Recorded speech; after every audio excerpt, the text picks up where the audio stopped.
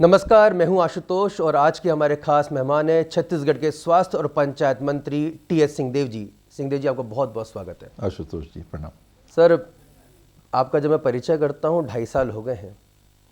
पंचायत और स्वास्थ्य मंत्री ही करें या कभी हमें मुख्यमंत्री कहने का अवसर भी मिलेगा? ये सब तो पार्टी में हाईकमांड का निर्णय होता है। हम लोग जहाँ हैं काम पूरे मन से काम कर रहे हैं। लेकिन ये सुनने में आया था और काफ़ी चर्चा में भी रहा था जब कि 2.5 साल का एक पैक्ट हुआ है, 2.5 साल भूपेश बघेल जी, 2.5 साल आप। ये 1 जनवरी को जो कुछ प्रण से लेते हैं आजकल कि नहीं रेजोल्यूशन क्या रहेगा, इस साल क्या करना है, तो मैंने 2 रेजोल्यूशन लिए। आमतौर पर एक बहुत होता है अगर उस पर टिक गए तो जी।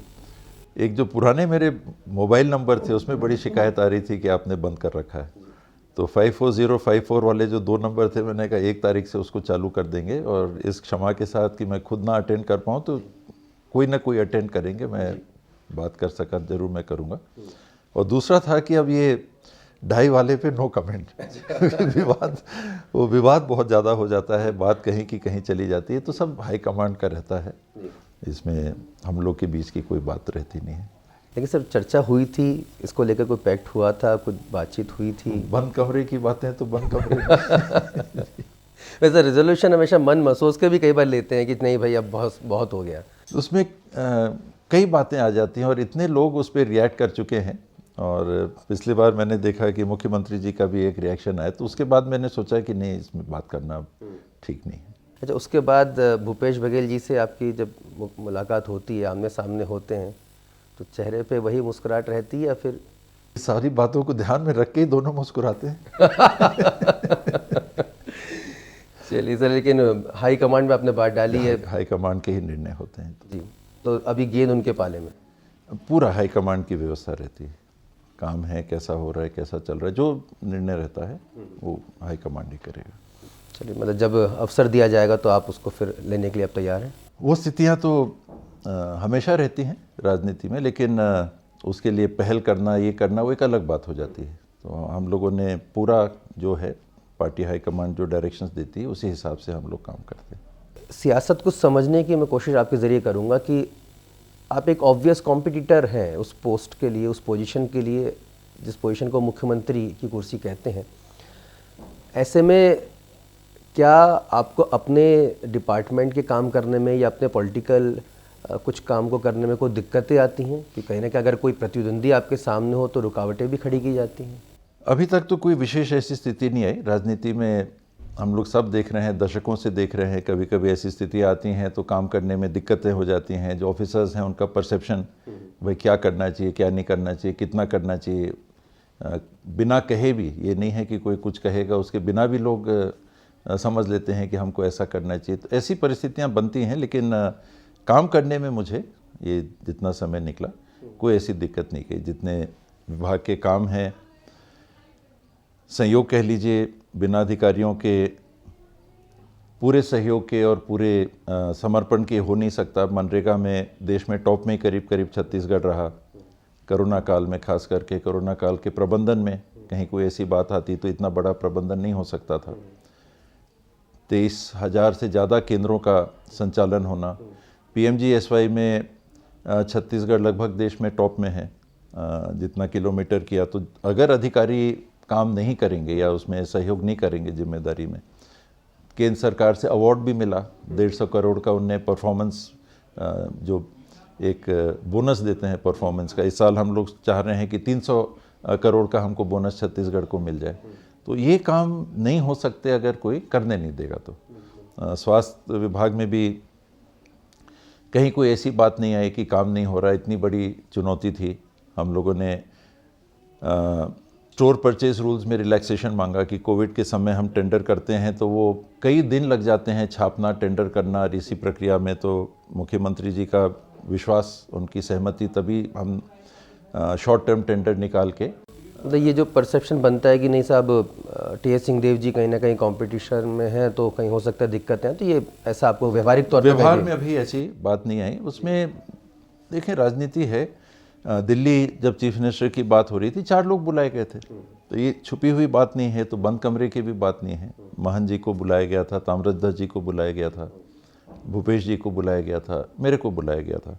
भूपेश जी पीसीसी प्रेसिडेंट थे, मैं नेता प्रतिपक्ष के रूप में जिम्मेदारी निभा रहा था। ताम्रध्वज साहू जी सीडब्ल्यूसी के मेंबर थे और पार्टी के ऑल इंडिया ओबीसी सेल के अध्यक्ष मनोनीत हुए थे।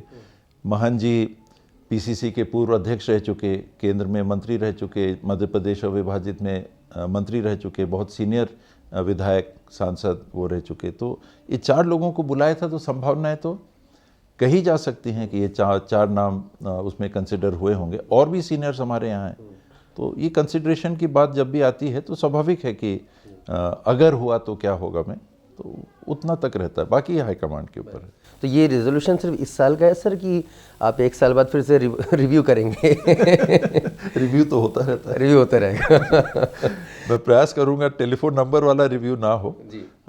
असली मुझे अच्छा नहीं लगता कि कोई मेरे को पहुंचने के लिए दिए हुए नंबर पे फ़ोन करे और मैं रिस्पॉन्ड ना करूं, तो वो उचित व्यवहार नहीं है।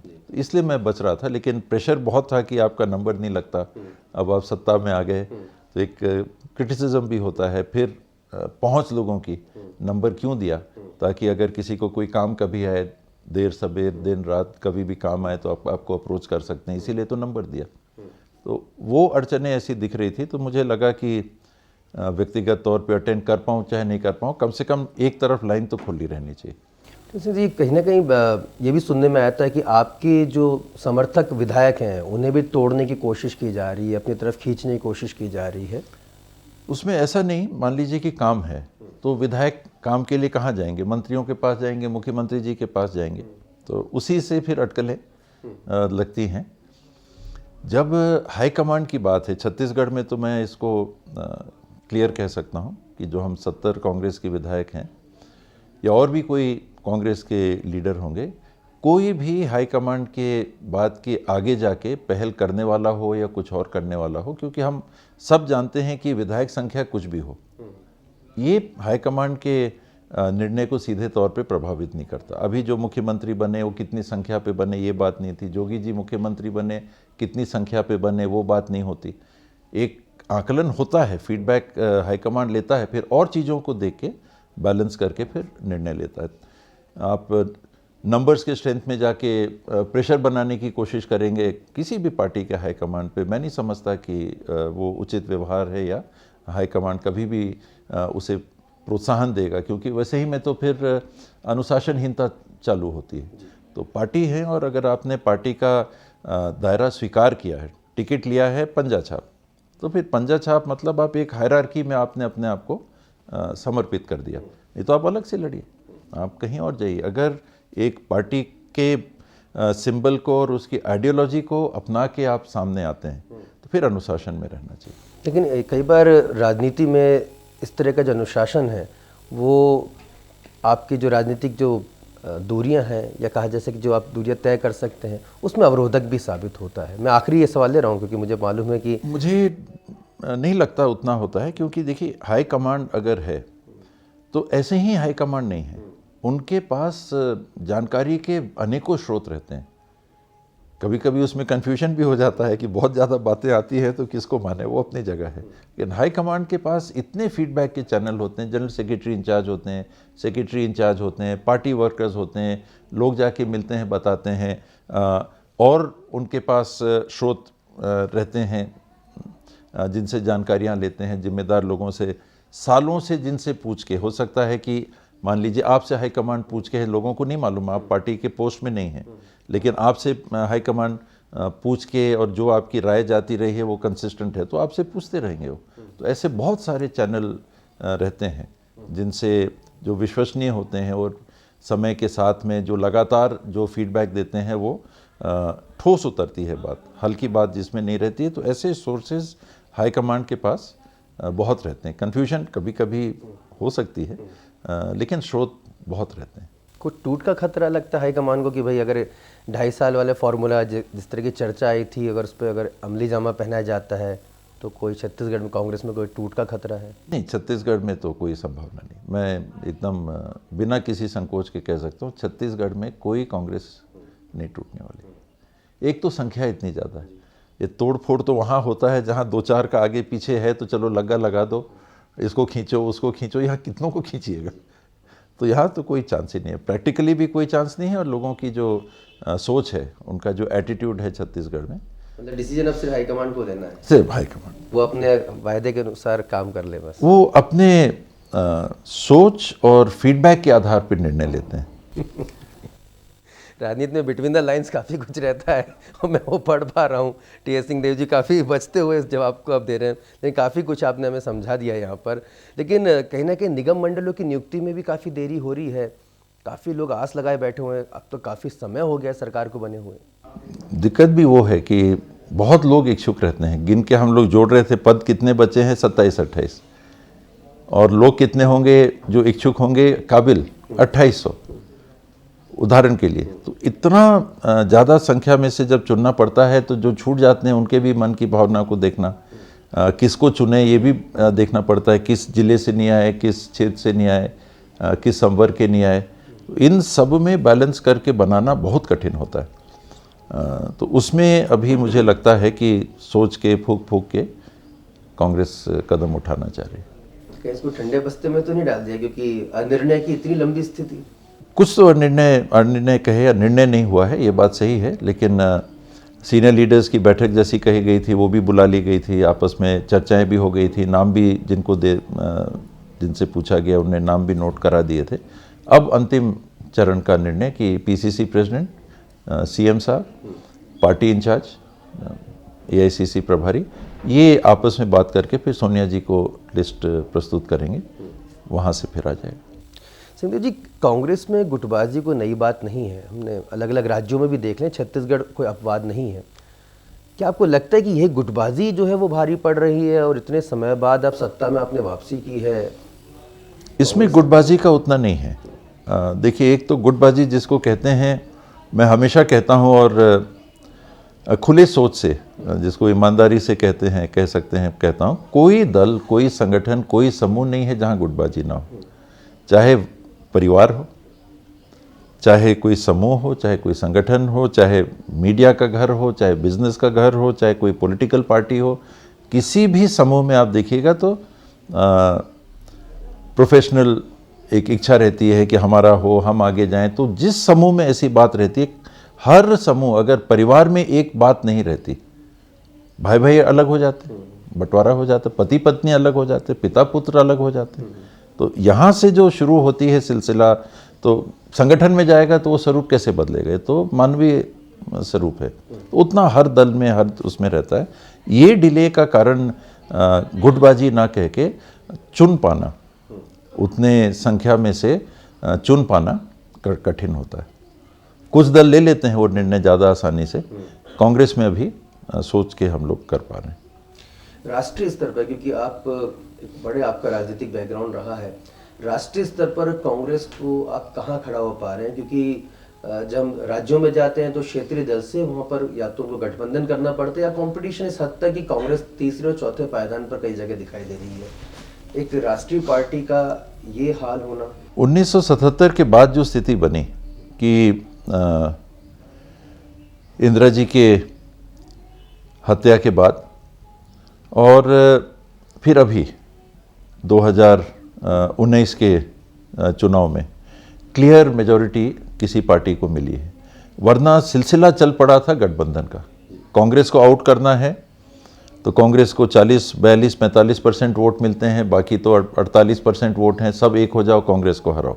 ये जनता पार्टी शासन आया, और भी कारण से गठबंधन का सिलसिला चला, वो आज तक नहीं रुका है। तो बीजेपी भी आज अपने बलबूते पे मेजॉरिटी में पार्लियामेंट में है, फिर भी एनडीए है, बीजेपी की गवर्नमेंट नहीं है, एनडीए है। तो वो सिलसिला अभी तक ना बीजेपी के लिए थमा है, ना बीजेपी बिना किसी दल के साथ समझौता किए चुनाव लड़ने की स्थिति में अपने आप को पाती है। और उन्हीं कारणों से कांग्रेस ने पहले कोशिश की कि हम अपने ही उस पर लड़ें, लेकिन बाकी विपक्षी दल जब एक होकर लड़ रहे थे तो कांग्रेस के लिए कठिन महसूस हो रहा था कि हमने दूसरे लोगों से गठबंधन नहीं किया, तो राष्ट्रीय स्तर पे मेजॉरिटी लाना कठिन दिख रहा है, किसी को नहीं आ रहा था। ये एक चुनाव अभी हमने लास्ट देखा है, 2 चुनाव, कि जिसमें एक पार्टी को 272 सीटों से ज़्यादा लोकसभा में मिले हैं। तो वही राष्ट्रीय राजनीति का स्वरूप बन गया है गठबंधन। महागठबंधन कह लीजिए, गठबंधन कह लीजिए, यूपीए कह लीजिए, एनडीए कह लीजिए, एलडीएफ कह लीजिए, यूडीएफ कह लीजिए, कश्मीर में कह लीजिए, उत्तर प्रदेश में कह लीजिए, बिहार में कह लीजिए, कौन सा दल गठबंधन में नहीं है? हरियाणा में बीजेपी गठबंधन में, जम्मू कश्मीर में गठबंधन में थे, यूपी में गठबंधन में, अब तो बहुत बड़ी मेजॉरिटी आ गई, बिहार में गठबंधन में है, उड़ीसा में गठबंधन में थे, अभी बाहर हो गए हैं, बंगाल में कोशिश कर रहे हैं वापस आने का, गठबंधन का स्कोप नहीं है। आप उत्तर पूर्वी राज्यों में देख लीजिए, सभी जगह लगभग गठबंधन का स्वरूप लेके उस दल को इसमें जोड़ लेना, उस दल को इसमें जोड़ लेना। दक्षिण भारत में देख लीजिए, कौन सा प्रांत है जहां गठबंधन की स्थिति नहीं दिख रही। आज एआईडीएमके के साथ बीजेपी का गठबंधन, कांग्रेस डीएमके के साथ गठबंधन, एलडीएफ है वहाँ, तो वहाँ की भी वैसी स्थिति, लेफ्ट फ्रंट अलग, यूडीएफ अलग। बीजेपी वहाँ जरूर कोशिश कर रही, क्योंकि किसी के साथ पार्टनरशिप मिल नहीं रही। तो करीब करीब सभी राज्यों में करीब करीब मिलती जुलती स्थिति। सर, लेकिन क्या आपको लग रहा है कि जिस तरह से अब सोशल मीडिया कैंपेन चलाया जा रहा है, बीजेपी जिस रास्तों से आगे बढ़ चुकी है, अब कांग्रेस भी उसी को फॉलो कर रही है अपने संपर्क को बढ़ाने में, अपने जनाधार को बढ़ाने में, पार्टी से लोगों को जोड़ने के लिए? विकल्प नहीं है। कांग्रेस ने 2019 के लोकसभा चुनाव में इस मंशा से चुनाव लड़ा कि कार्यकर्ता हमारे हैं और कार्यकर्ताओं के माध्यम से हमारी बात पहुंच जाएगी। 2019 के कांग्रेस के मैनिफेस्टो में 2 अधिकार कानून से के रूप में देने की बात कांग्रेस ने कही थी, एक स्वास्थ्य का अधिकार और एक घर का अधिकार, और कांग्रेस को 50 से कम सीटें आई। मेरे लिए प्रजातांत्रिक और सामान्य रूप से मुद्दों पे लड़ने की राजनीति की बात जब हम करते हैं, तो मेरे को बहुत ही अफसोस हुआ कि देश में ऐसे 2 कानून का जिक्र करने वाली पार्टी, उनको 50 सीट पार्लियामेंट में नहीं मिलते। यानी लोगों ने उसको कोई खास तरजीह नहीं दी। तरजीह किसको चली गई? जो बात पहुंच सकी, सही या गलत, लोगों तक पहुंच सकी। कांग्रेस तब तक इस विश्वास में चल रही थी कि हम कार्यकर्ताओं के माध्यम से, जो परंपरागत तरीका है, इतने सालों तक काम किया है, हमारे को जानती है, पब्लिक भी जानती है, कमियां भी जानती है, गुण भी जानती है, दुर्गुण भी जानती है, तो हम जाने हुए लोग हैं, हमको बहुत ज़्यादा कुछ नहीं करना है। लेकिन बहुत ज़्यादा फर्क खास करके सोशल मीडिया का पड़ा। जिस तरह से सोशल मीडिया का उस चुनाव में दुरुपयोग हुआ था, जिस तरह से मनमोहन सिंह जी का, सोनिया जी का दुष्चित्रण किया गया था, बाल पकड़ के सोनिया जी के खींचने की बात, मनमोहन सिंह जी को हाफ पैंट में दिखाने की बात, इतने निम्न स्तर पे जाके सोशल मीडिया का प्रचार हुआ, पर कहीं ना कहीं लोगों की सोच को तोड़ने का उसने ज़रूर काम किया। और भी बातें हुई होंगी, सकारात्मक बातें भी हुई होंगी, लेकिन उस चुनाव के बाद से धीरे धीरे ये स्पष्ट हो गया। आम आदमी पार्टी आ गई। कहाँ है वो, कहाँ है कार्यकर्ता, कौन है आम आदमी पार्टी, कौन है उसका लीडर? हमने तो उसको कभी नहीं देखा। दिल्ली में 70 में से 67 सीटें, 70 में 67 सीटें, वो पार्टी जिसका कोई ढांचागत आधार नहीं था, कोई स्ट्रक्चर नहीं था, किस माध्यम से आए? Social media. ओबामा जी अमेरिका के राष्ट्रपति चुने गए। उस चुनाव में लोगों का ये आकलन है कि सोशल मीडिया का बहुत बड़ा रोल रहा, फिर मतलब एक पक्ष या दूसरे पक्ष में टिल्ट करने के लिए। तो वहाँ देखते हुए, यहाँ देखते हुए अब ये माना ही जा रहा है कि इसके बारे में सोचने की अब आवश्यकता नहीं है कि कार्यकर्ता करेगा नहीं कर पाएगा, वो अपने जगह है। लेकिन सोशल मीडिया से तो आपको, और मीडिया से भी आपको लोगों तक पहुंचने के लिए पहल करनी ही होगी। पहल कांग्रेस पार्टी कर रही है, लेकिन क्या अपने सीनियर, अपने वेटरन लीडर्स को भी संभालने की पहल कांग्रेस पार्टी करती दिखाई दे रही है आपको? गुलाम नबी आज़ाद जी राज्यसभा से जाते हैं, उनका भाषण को चर्चा में है, उनमें राहुल जी का कहीं जिक्र नहीं होता है, लेकिन प्रधानमंत्री नरेंद्र मोदी जी और उनके जो बीच का जो संवाद है वो सुर्खियों में है। क्या कांग्रेस वाकई में, क्योंकि आप भी एक सीनियर लीडर हैं, अपने पुराने कार्यकर्ताओं, अपने पुराने नेताओं को सहेजने की तरफ गंभीर है? एक हद तक ही पहल हो सकती है, और फिर ताली दोनों हाथ से बजती है। अगर पहले भी चर्चा हुई, हम लोग तो जानते नहीं कि भाई वहाँ दिल्ली में उच्चतम स्तर में किसके कैसे संबंध हैं। हम लोगों को ये बताया या जो दूर से सुनने में आता है कि ज्योतिरादित्य सिंधिया जी अगर कोई जा सकते थे तो सीधे राहुल जी के कमरे में जा सकते थे, किसी से टाइम लेना, किसी से पूछने की बात नहीं। तो संवाद की कमी कहाँ है? अगर उसको चित्रित कर दिया जाए कि नहीं वहाँ तो मिलते ही नहीं है, टाइम ही नहीं देते हैं, तो आप बोल लीजिए और वो चल जाता है, वो लोगों के जहन में हो जाता है। ये बात नहीं जाती कि वो तो कोई भी वहाँ हो, कोई उनको रोक नहीं सकता है, वो जाते थे और बात सीधे कमरे में भी जाने का उनका व्यक्तिगत संबंध की स्थिति थी। फिर तो आपको रखना पड़ेगा, फिर आप दूसरे के ऊपर ये नहीं कह सकते कि उनके चलते ऐसा हो गया कि उनने कोई ऐसा व्यवहार किया कि नहीं किया। गुलाम नबी साहब भी बहुत सीनियर लीडर हैं, ये मैंने भी कुछ अंश तो उनके भाषण का पढ़ा, सोनिया जी का भी नाम उनने लिया, राहुल जी का मैंने पूरा भाषण नहीं पढ़ा तो मैं नहीं कह सकता, आप कह रहे हैं कि शायद ना लिया हो, हालांकि है उसमें रेफरेंस, राहुल जी का भी रेफरेंस है कि अध्यक्ष के रूप में मैंने इनके सबके साथ में काम किया, मेरे बहुत अच्छे, दो एक मिनट ही मैंने देखा था, 10 या 11 मिनट का उनका क्लिपिंग थी, तो उसमें उन्होंने इंदिरा जी का नाम लिया, उसमें उन्होंने 5 अध्यक्षों का नाम लिया, सोनिया जी का भी नाम लिया, राजीव जी का भी नाम लिया, राहुल जी का भी नाम लिया। कितनी तरजीह दी वो एक अलग बात है, पर नाम तो सबका लिया था। बाकी व्यवहार है, कहाँ क्या हुआ क्या नहीं हुआ, फिर परिवर्तन है, नए पत्ते पुराने पत्ते, वो होता है।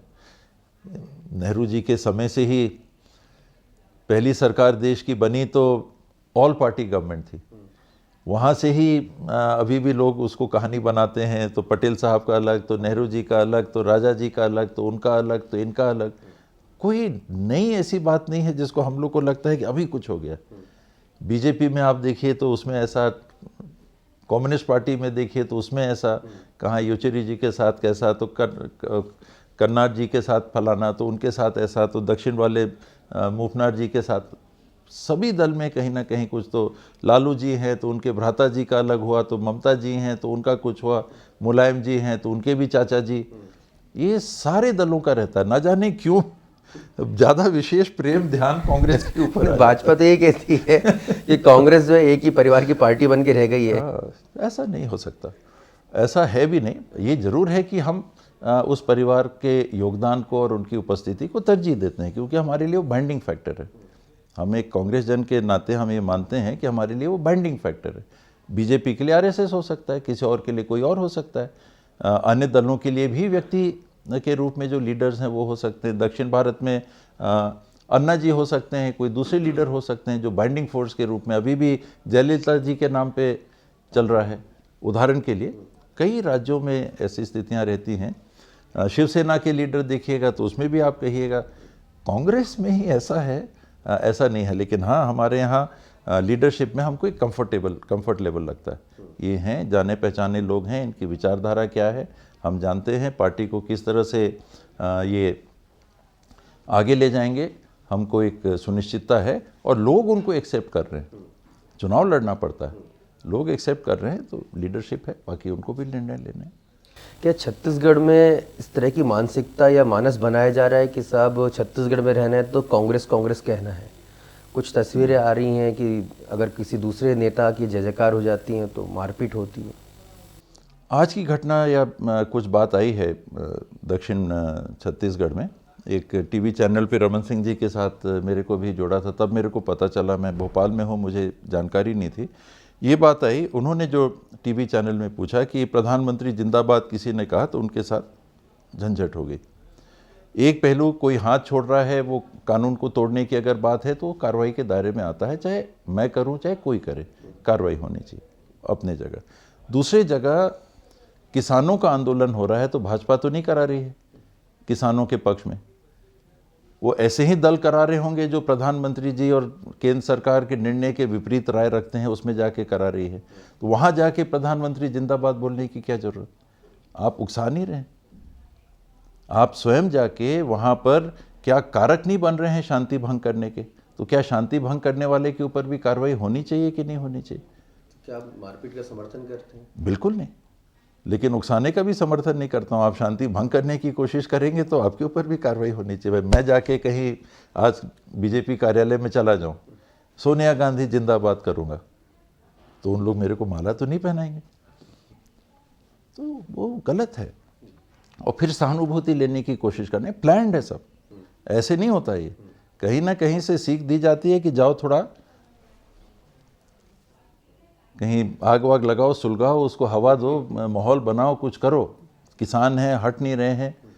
दिल्ली में पाकिस्तान और हिंदुस्तान के बॉर्डर में जो व्यवस्था नहीं है, चीन और भारत देश की सीमाओं पे जो व्यवस्था नहीं है, वो व्यवस्था आपने दिल्ली की राजधानी में किसको दिखाने के लिए कर रखा है? सिर्फ एक माहौल बनाने के लिए। इतना खतरा देश की राजधानी को कि आपको खंदक खोदने पड़ रहे हैं। ये मुझे अच्छा नहीं लगता ये शब्द इस्तेमाल करने का। ये ड्रामा, एक माहौल बनाने का प्रयास कि लोगों को सोचने के लिए मजबूर करो। मीडिया में दूसरी बात भी आजकल आ जाए तो बहुत है, लेकिन ऐसी बातों को करते जाओ तो लगेगा कि अरे तो बहुत भयानक कोई बात हो रही है कि देश की राजधानी के रस्तों को स्पाइक लगा के वो करके उसकी टीवी में बाकायदा तैयारी की फ़ोटो आ रही है। मान लो कि कोई फौज आ रही है विदेश की और हमला होने वाला है। क्या माहौल आप बना रहे हैं? क्यों? इसलिए कि आप बात नहीं कर पा रहे, अपने देश के नागरिकों से बात नहीं कर पा रहे, उसको दबाने के लिए आप माहौल ऐसा बना रहे। पूरे देश की कानून व्यवस्था आपके हाथों में है। दिल्ली में तो दिल्ली पुलिस केंद्र सरकार के पास है। कैसे लाल किले में झंडा लेके आदमी पहुंच जाता है? कितने लोग थे? टीवी में आप लोगों ने दिखाया, संख्या नहीं थी ज़्यादा, 2-3 हज़ार, ज़्यादा से ज़्यादा। उतने बड़े मैदान में 2 लोग होंगे तो सब आराम से घूम फिर रहे थे। कहाँ पुलिस वाला, कहाँ कोई? जहाँ झंडा जाके मास्ट के ऊपर लगा दिया, रोकने वाला कोई क्यों नहीं था? व्यवस्था क्यों नहीं थी आपकी एक माहौल बनाने के लिए? और कौन निकला वो? सनी देओल और प्रधानमंत्री के साथ फोटो खिंचाने वाला व्यक्ति। मेरी फोटो तो नहीं है उनके साथ, कि सामान्य किसान की फोटो तो नहीं है उनके साथ। किसकी पहुंच की प्रधानमंत्री जी के घर में उनके साथ फोटो खिंचा सके, इतनी हरी झंडी वाले व्यक्ति ने वहां जाके ये काम किया। तो ये सामान्य गतिविधि नहीं है, हल्की भाषा में सेटिंग। ये सेटिंग से पूरा ये हुआ आपका मानना? बिल्कुल, किसी तरह से बदनाम करो, खालिस्तानी है तो ये है क्या? देश के किसानों के साथ आप ये कर रहे हो। मैं तो बस मनाऊंगा कि चलो, और कुछ नहीं, 2 साल बाद चुनाव होगा तो जवाब मिलना चाहिए। शराबबंदी पे आपकी प्रतिक्रिया सर? काफ़ी चर्चा में इस समय मुद्दा। कठिन निर्णय है, शराबबंदी का कठिन निर्णय है। एक तरफ सामाजिक उसका परिवेश है, महिलाएं बड़े पैमाने पे शराबबंदी के पक्ष में हैं। जो मेरा अनुभव है फील्ड का, कि लगभग 90-95% महिलाओं को देखिए तो शराबबंदी के वो पक्ष में हैं। पैसे खर्चे होते हैं, व्यवहार खराब होता है, घर में भी झगड़े इत्यादि, महिलाएं इसके पक्ष में नहीं हैं। दूसरी तरफ दूसरी बातें आती हैं, सरकार चलाने से लेके जुड़ी हुई बातें आती हैं। तो एक कठिन निर्णय है, लेकिन छत्तीसगढ़ ने अगर मैनिफेस्टो में इस बात को कहा है तो उसको उनको जरूर देखना पड़ेगा। क्या भविष्य में हो सकती है शराबबंदी छत्तीसगढ़ में? नहीं होगी तो फिर पब्लिक को बताना पड़ेगा कि हमने कहा तो था लेकिन हम नहीं कर पाए। 4-5 हज़ार करोड़ रुपए की आमदनी का सवाल है। जहां आपने आमदनी का सवाल किया, तपाक से भाजपा वाले कहेंगे तो बोला क्यों था? पर ये जो टफ निर्णय है इसी बाबत है। दूसरा, उसको लागू करना, लैंडलॉक्ड है, फिर उसमें भी लोग कहेंगे कि लैंडलॉक्ड है तो आपको पहले नहीं मालूम था कि छत्तीसगढ़ को कोई समुद्र नहीं छूता। तो जान के हमने सोच के एक निर्णय लिया था। जन मानस का एक दबाव उस समय, विशेष करके महिला एक्टिविस्ट के माध्यम से एक ऐसा बना था कि शराबबंदी होनी चाहिए। उसके लिए कमेटी बनी है और एक टफ डिसीजन है जो सरकार को लेना होगा। ऐसा तो नहीं सर कि जब वो 2.5 साल वाला वाकई में अगर पूरा जब होने की स्थिति आए तो आप ही ये डिसीजन लें? नहीं, ये तो चीफ मिनिस्टर लेंगे, उनकी कैबिनेट लेगी, जो भी चीफ मिनिस्टर होगा। चलिए, बहुत बहुत शुक्रिया सिंहदेव जी हमसे चर्चा करने के लिए, और हमेशा की तरह बेबाकी से, साफगोई से अपने विचार हम तक पहुंचाने के लिए, दर्शक तक पहुंचाने के लिए आपका बहुत बहुत शुक्रिया।